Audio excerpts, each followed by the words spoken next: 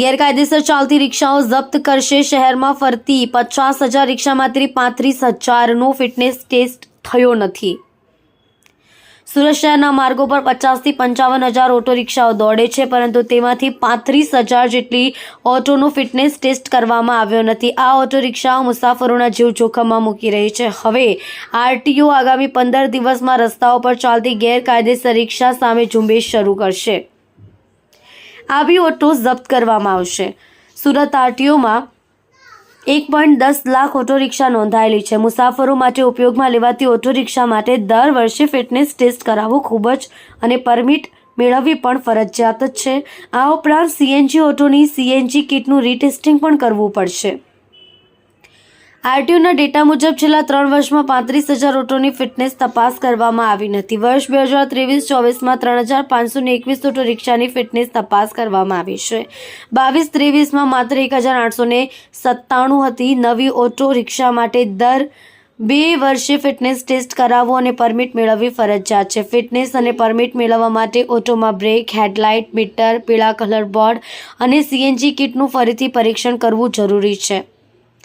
Auto રિક્ષાની fitness તપાસ RTO ઇન્સ્પેક્ટરો દ્વારા કરવામાં આવતી હતી, પરંતુ હવે ખાનગી ફિટનેસ સેન્ટરોને મંજૂરી મળ્યા બાદ તમામ પ્રકારના વાહનોની ફિટનેસ ચેક માત્ર ખાનગી સેન્ટરોમાં જ કરવાની રહેશે।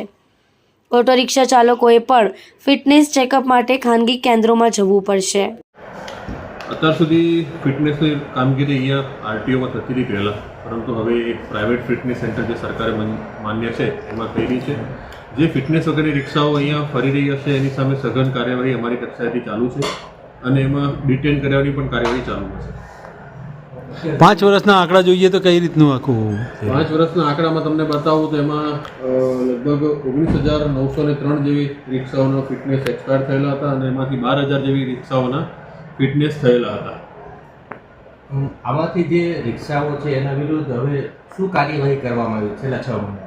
એમાં અત્યાર સુધીમાં લગભગ 45થી વધારે રિક્ષાઓનું ડિટેન્શન થયું છે અને વધારે હમણાં સઘન કામગીરી અત્યારે અમારા ઇન્સ્પેક્ટરશ્રી દ્વારા ચાલુમાં છે।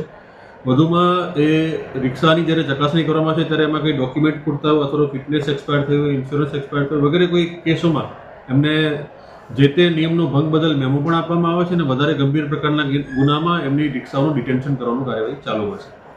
આ જે ફિટનેસ વિનાની જે રિક્ષાઓ છે એ ફરતી હોય છે તો એ કેટલી ગંભીર બાબત કહી શકાય?